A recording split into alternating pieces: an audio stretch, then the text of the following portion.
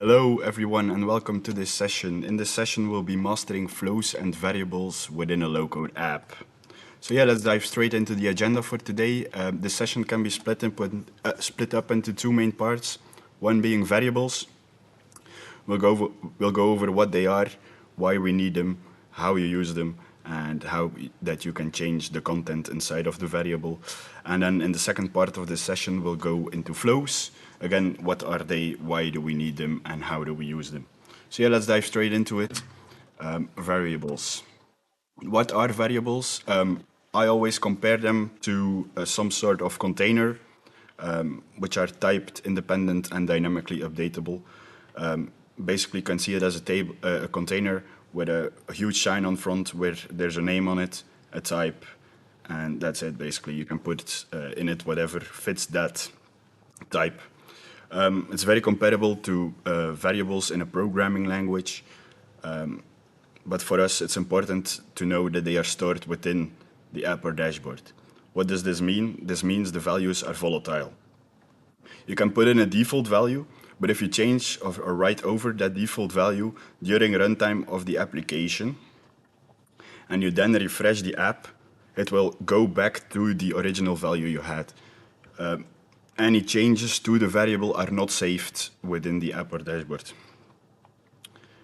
They are instantly accessible, which means there's no need for a round trip to server. It's just maintained within the app, which means it's very fast and instantly accessible. Another important thing is there's no security on them, so anyone with edit permissions on the app or dashboard can change them. And an important side note is that they are scoped within the app or dashboard, so you can't use variables that are defined within other apps or dashboards within the app or dashboard you're working in. So, that's all nice, but why do we need these variables? We have three things here. I'll go over them quickly. One is to improve performance. As I said, they are stored within the app, which means there's no need for a round trip to server. We've seen GUI queries be used to populate dropdowns to filter certain queries. This, of course, needs to be fetched from the server if you use it via GUI. Now there's no need for this anymore. You can just use a variable to create your filters and then use these as a filter, and there's no need for a round trip. Another one is better UX. We've seen people use dropdowns to store certain values or use text values to store certain values to then use later on. This is, of course, not what these components need to be used for. So here you can now use variables as well. And then the third point is the reusability and portability. If you create a beautiful app or dashboard that is scoped to one element and you want that exact same low-code app or dashboard for another element, now you can just keep that in mind when creating the original app, then change the variable, and you can instantly have a new app that is scoped to that new element you want. Then we have a beautiful slide here on how you can create variables. You can pause the video here if you need to, but I'll just show you on a low-code app. So yeah, let's go to that low-code app. Open Chrome, and then open a new app.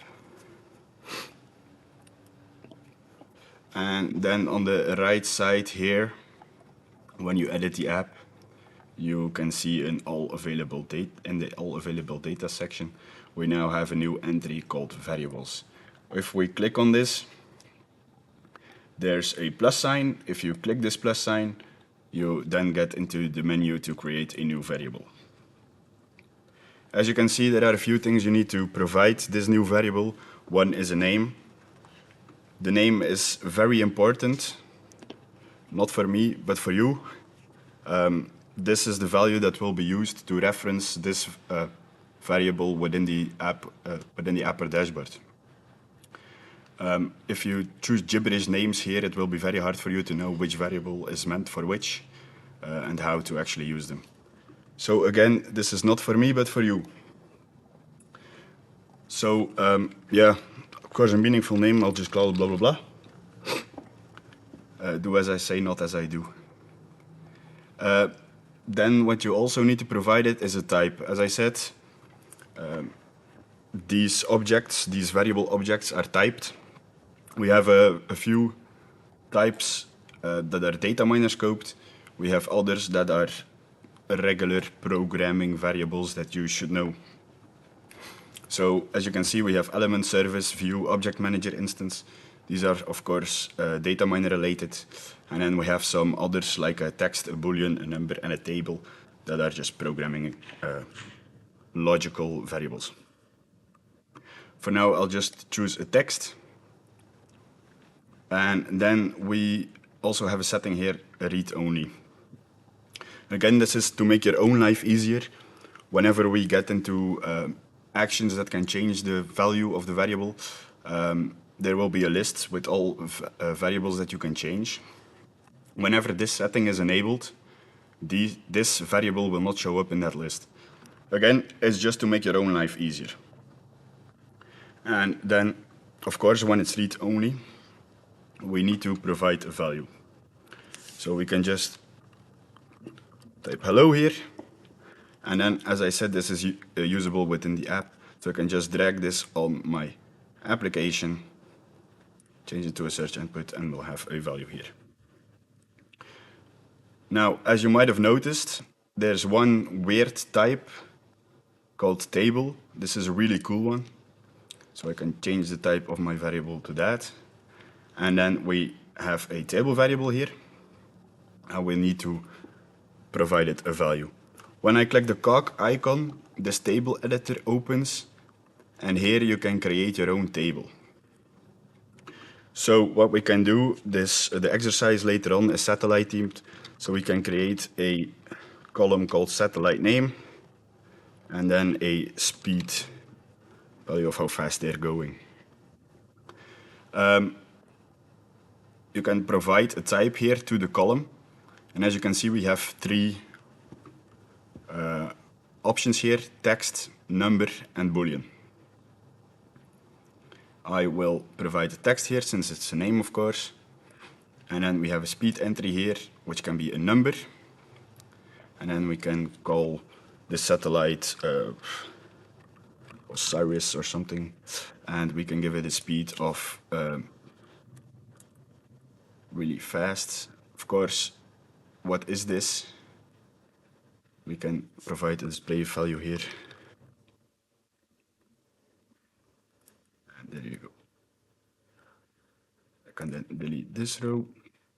And if we then save this, drag this onto our application, and then create a table, you can see that this is now filled in. Wow.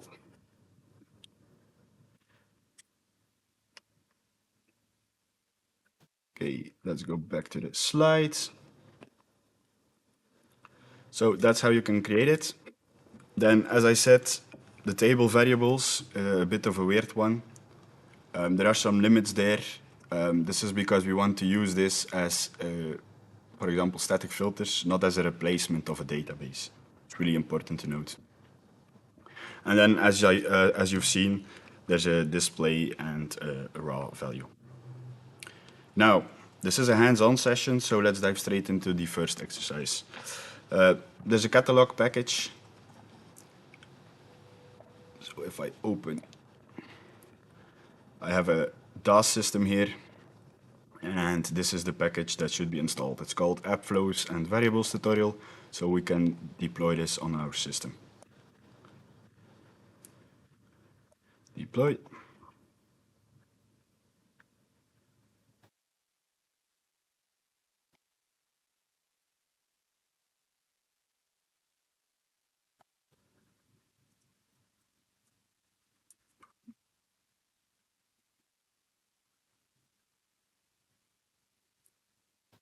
Deployment successful. So we can now go to our home screen of our DataMiner system. To do this, you can go to DataMiner services, click the home icon, and the home page of the web apps will open. Okay, as you can see, a new workbook is installed under the flows and variables section. We can open this. And here we have the first exercise. So the exercise is called Harder, Better, Faster, Stronger. The title says it all. Your app should be working harder, performing better, running faster, and of course becoming stronger. But right now there's a little speed bump slowing things down, an expensive query that runs every time it's needed. Then we have a section here on the data you'll be working with. You'll be working with a table displaying satellites, each with an ID, display name, and type. And then a bit more about the setup. This table is used for filtering, and right now the dropdown for satellite types is populating its values from a query, which is slowing down the app. Users can filter by display name using a text input or by type using a dropdown. Right now the dropdown is loading its values from an expensive query, which slows things down. Now, what is our assignment here? We need to create a table variable to store satellite types. We can then paste these types that we can copy from here into the table variable, then add scientific entry manually to the table variable, and then replace the dropdown query with the new table variable. Okay, so how do we start? You have 3 buttons here. This is the start button. This will launch a new app where you can work in. Whenever you're stuck or want to start over again, there's a restart button here. And then if you're really stuck and want some help, there's a help me section which will go step by step what you need to do to finish the exercise. There's also an apply this solution button here. This will publish the finished result. Okay, so the exercise. Let's first showcase what the problem is here. If I refresh this page, you will see that this dropdown is fetching. This takes quite a bit of time, and it is a static filter. These types of satellites will never change. This is known. So yeah, we can put this in a table variable. And that is your exercise. I will give you some time. Pause the video here. Yes, okay, hopefully you've been able to do this exercise. If you're stuck somewhere, we'll now do it together. So we can edit the app here. Again, this is an expensive query. Gone with it. Let's remove this. So we can delete the satellite type query. And then of course we need new data to populate our dropdown. The exercise said we need to create a table to store satellite types. So we can go to the variables section. Let me make sure you see it. Click the plus icon, give it a name. Satellite types. It's of course a table value. Can be read-only. This will never change during runtime of the app. And then we need to edit this table. Now the exercise says paste these types into the table variable. It's a really cool feature. We can copy this. This is a CSV format. And then we can just paste this in the editor here. So I click, and then I can just do Ctrl V, allow it to paste the table, and then the table will be filled in automatically. Then the third point says add scientific entry manually to the table variable. So we can add scientific, save this table variable. Now we want to populate the dropdown with these values, so we can drag it onto the dropdown. As you can see, this is now already filled in. But then we need to replace the query we had, because this is now a new type of data. There's new IDs everywhere, so we need to replace the reference. So if you open the query, satellites, click the pencil icon here, the query editor will open, and then the type filter now needs to be replaced. So you can click on this, and then the configure link button. And now here in property, we'll need to select the type again. We can link this, and if we then publish our app, you can now see that it instantly loads and the filtering still works. So that's exercise 1 done. Okay, let's get into the next session. This one is about changing the content of the variable. For now, we've only worked with the default value. We of course want to change the value that is stored within a variable during runtime. for this, we've created a few new actions, I should say, to change the variable's value. For each type that you saw, we have an action called setValue. This will overwrite the current value of that variable. Again, this is volatile, so refreshing will not store this new set value. Then for the table specifically, we have two extra actions, add row and clear table. Add row will add a row on the bottom of the table, and then clear table will just remove all rows. As I said, this is where read-only comes into play. Read-only variables will not be able to change at runtime.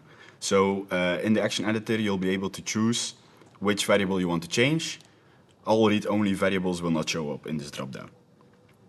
And then an important side note is a bit different from some programming languages, is that variables, values, their changes are immediately applied everywhere where it's used.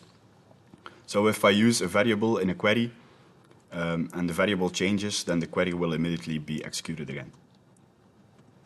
Okay, there's again an exercise on this, so we can go back to our low-code app.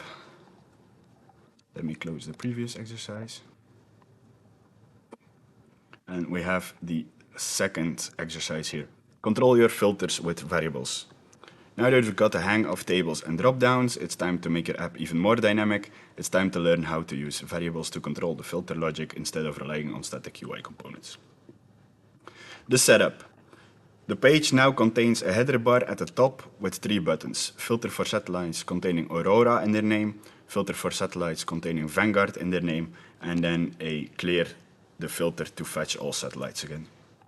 Our assignment on this exercise is to create a new text variable to store the filter, then add a new display name filter in the satellite query that is linked to this variable, and then we need to set up button 1 to assign Aurora, button 2 to assign Vanguard, and button 3 to clear the variable respectively. So we can start this exercise. What you'll need to do here is change the events here so that a variable you've created can filter down the display name on these buttons. Good luck. Okay, if you got stuck anywhere within the exercise, we can now do it together. So the assignment, create a new text variable to store the filter. So we can create a new variable again.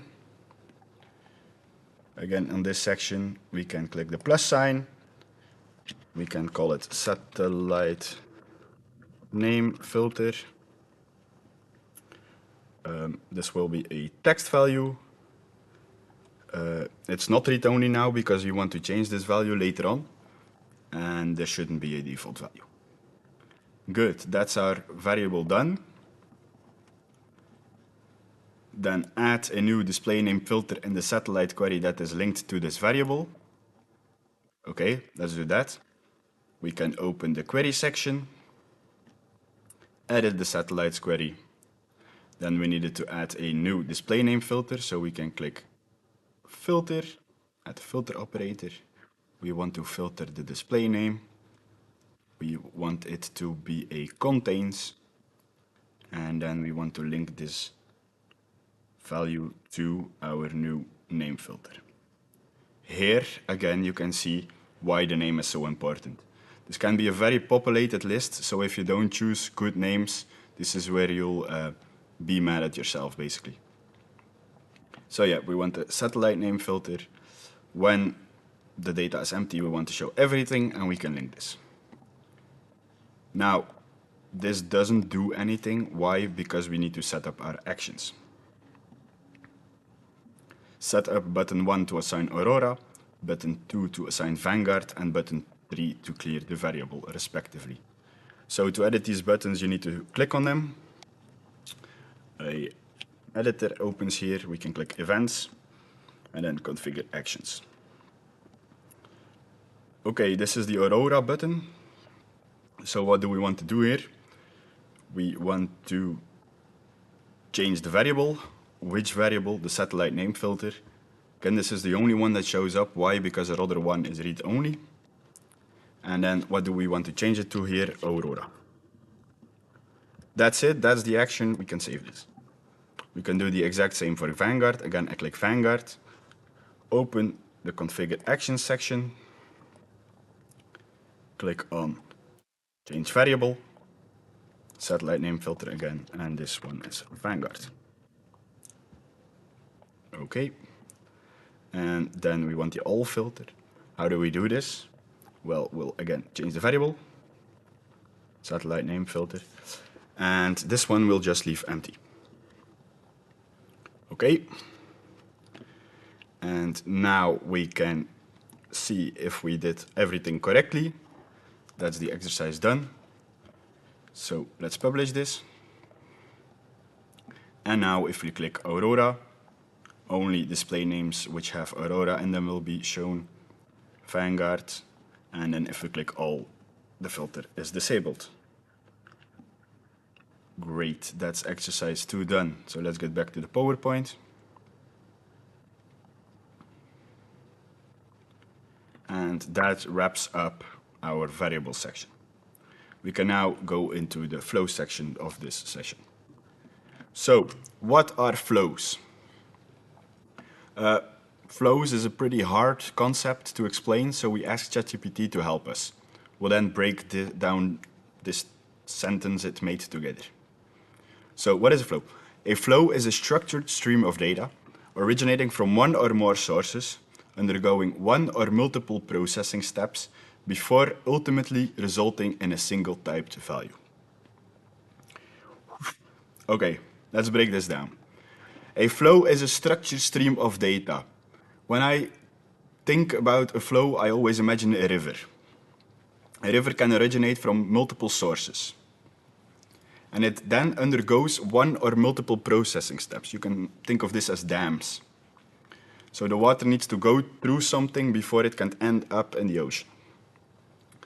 And in the ocean, it results in a single typed value. This is very important.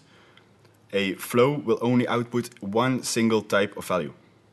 You can't output 2 different types. It's not possible, one type. So yeah, that's a flow. Now, I said it starts from multiple sources. What can these sources be? It can be anything that holds data within our apps or dashboards. So other flows, component data, variables, or URL data. Each of these sources has a single typed value. So a text input has text as its output type. A numeric input has a number as its output type.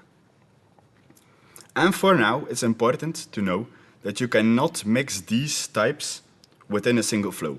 Why do I say for now? We are working on a map operator which will allow you to transform the type of your value. But for now, there's no way to use different types. Okay, I then said it goes to one or multiple processing steps. What can these processing steps be? We have 3 operators for this. One is the merge. This combines multiple independent sources into a single stream. You can basically imagine 2 text boxes, and whichever one changed last will be the output of this merge operator. So I can input 2 text boxes into the merge operator. The last one that was changed will be the output of the merge operator. Then a debounce. This waits for rapid events. So imagine if I have a text box that outputs its value on type. So if I click type a letter, it outputs the value.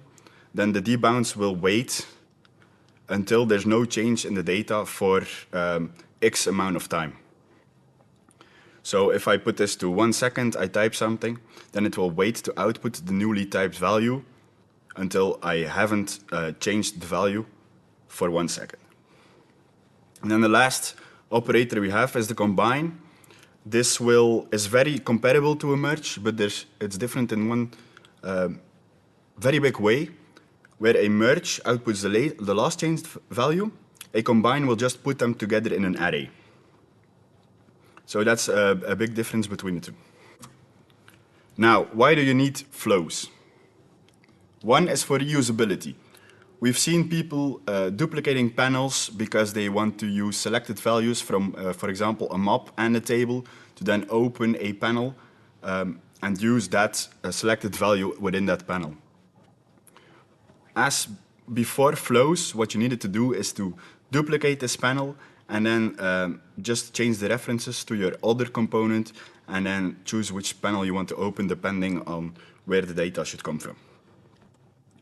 Now with flows, you can just create a flow that merges these two selected values together, and then it will just output the last one, and you can use that one within your panel. Another one is queries for this exact same reason. When you want to use a value somewhere from multiple sources, before now you needed to use 2 queries and then choose which one to use where. Very cumbersome. Now you can use a flow for this. And then another big reason is to optimize the server load. As I said with the debounce operator, whenever I type something, I don't want a query to fetch every character I type. So yeah, that's not what we want. So now you can use a debounce operator to debounce that value and only fetch when no change has occurred for X amount of seconds. Okay, again, a nice slide here on how you can create a flow. But again, we'll just go into the app and create one together. So I can, again, open my app. So I go to the home page, open it. You don't need to follow along, just watch along. And again, exactly the same as with variables, there's a new section here, flows. We can click this open and we can add a flow. Now we need sources to create a flow, so I'll just add 2 text boxes, which we can then use as data. So 2 text boxes, there we go, duplicate this one, put them nicely next to each other, and we can use these 2. I'll make sure to let them output their value whenever I type something, and then we can go ahead and create our flow. So in the all available data section, flows, I can click the plus icon and this opens the flow editor. Okay, the flow editor. What do we see here? On the right side, again, important is to give a flow a proper name. Just for the exact same reasons as a variable, whenever you want to reference the flow, you will need to use the name. So for now, I will choose a good name. My first flow as a demo. Will not reference this, but there we go. And then we need to have sources. These sources are found here. On the left side, we have data, and then you have all different sources where you can take data from. Components, so component outputs. Other flows, I don't have any flows yet, so I can't use them here. URL data or variables, if we would have created one. So how do we then use this value within our flow? You click and drag it on the middle of the screen here. This adds the text input as a source to the flow. We also want to add the second text box. So I can drag this one on here. And now you can see we can't create this flow anymore. Why is this? Because a flow needs a single typed value, a single output. At this point, we have 2 outputs. So how can we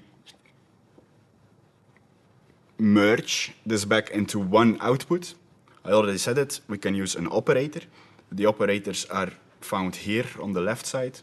There's another tab called operators. We can click on this, and then we have all our operators. If you want some explanation on these operators, there's an eye icon here that opens the documentation to it. There we go. So you can read how the merge works here. But yeah, we want to use the merge operator while we want to output the last value. So I can drag the merge operator on here. How do I now connect these 2 text inputs to that merge? You drag and drop a connection. So I click on this white dot here, I click and drag, and then release. And there we go. We can now save this again. Why? It's a single typed value, text. A nice feature within this editor is that you can test how a flow will work before actually using it. How do you do this? You select the source or anywhere you want the value to propagate from, and you then click this test button. And as you can see, a dot appears here, it travels through the flow, and then shows that purple is now outputted. If then a change would occur in text input 2, so I click text input 2, click this test button again, you can now see that the green dot travels to the merge, and the green dot is outputted. Again, if I would do this with the purple one, the purple will be outputted. This is because that's the last changed value. That's what the merge operator does. So let's see it in action then. I can add another text input, so that's a numeric one. Text. And I can use this flow on my text input. Let's see it in action. If I then preview this app, whenever I type here, you can see that this value is outputted, the hello. And if I then would type in my other textbook that is also merged within the same flow, it would then change in that value. If I then add another character here, it will again output this value. Why? That's the last changed one. That's how you create a flow. And to practice this, we again have an exercise. Again, this is in the exact same workbook. So we can go to the third exercise here. And it builds upon what we already have. So, flow like water, filter like a pro. Know that you've mastered working with variables. It's time to level up your app with flows. In this exercise, you'll learn how to create a flow that can merge multiple data sources and manipulate them seamlessly. Just like how a stream gathers and flows water. Wow. Ready to start flowing? Let's go! The setup.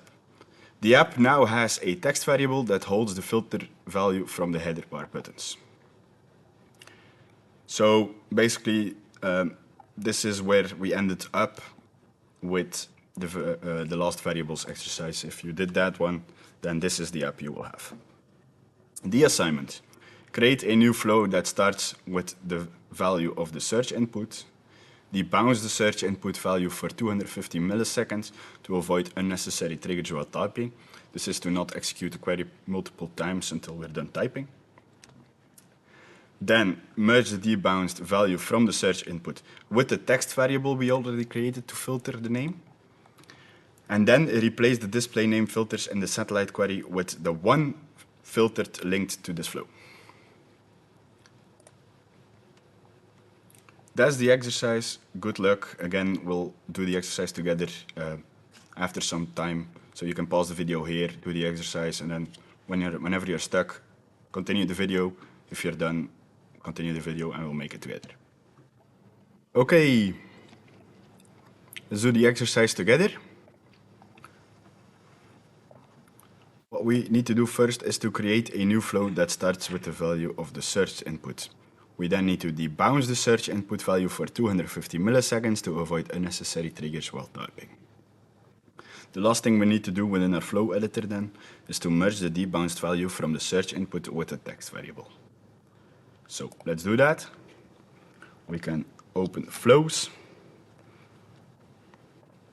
create a new flow, and then we want to give this a name.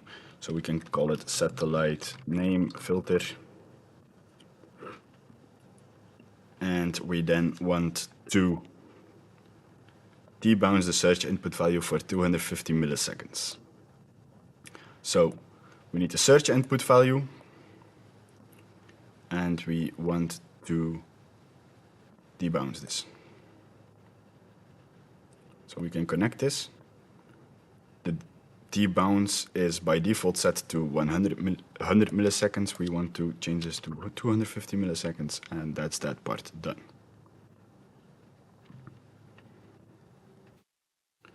We then want to merge the debounced value from the search input with the text variable.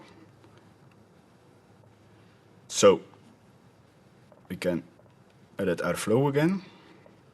We want to merge the output of this debounce with the text variable. So we have the satellite name filter here. You can already see that we have a duplicate name. So it might be a good idea to call this satellite name filter flow. Another is shown flow cannot have multiple outputs. Why is this? Because we need to merge these two values. So we can go to the operator section, get the merge operator, and combine and merge these two. There we go, that's our flow done. We can save this. And then the next thing we need to do is to replace the display name filters in the satellite query with one filtered link to this follow. So how do we do this? We open the queries section, edit it, and we want to replace these two, so I will just delete them and then add a new filter operator. What do we want to filter? The display name. How do we want to filter it? We want to use a contains. What value do we want to use here? We want to use the satellite name filter flow. Whenever this is empty, we want to showcase everything in our table. You can link this, and that's the exercise done. If I now choose a quick pick here that uses our variable in the background, it will still filter. But whenever I type something here, then it will now update with that using that value. If I then choose Vanguard again, it will use that value. That's the third exercise done.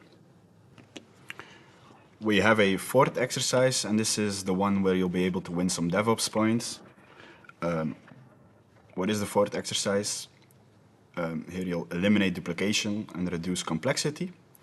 We're wrapping up the series of exercises by tackling duplication head-on. Imagine you have the same panel and the same query for two different visualizations, yet both rely on the same underlying data.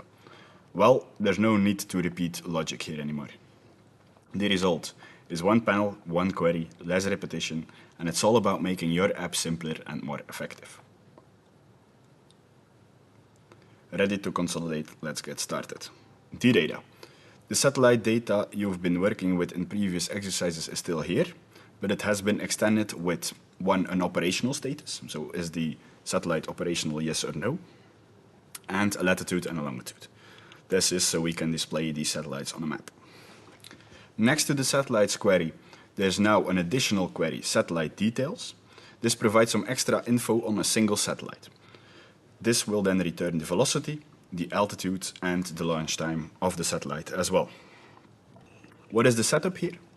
The app now has another similar page which uses a map instead of a table. Both display the same satellite data. Clicking a marker on the map or double-clicking a row on the table will then open a detail panel for that selected satellite. Each panel uses a query that then returns the satellite details from the selection on the page. Okay, let's see this in action. When we open this exercise, you'll notice that this app just works. If I double-click on a satellite here, it will open a details panel. If I do the exact same thing for the map component, it will also open a detail panel. The detail panels look the exact same. It's important, they look the exact same. The filter still works, everything works as you can see. Well, what is the exercise then? The exercise is that to create this app, for now we have used two panels. So we have a details panel that is opened when double-clicking the table, and we have a details panel that is opened when clicking the map.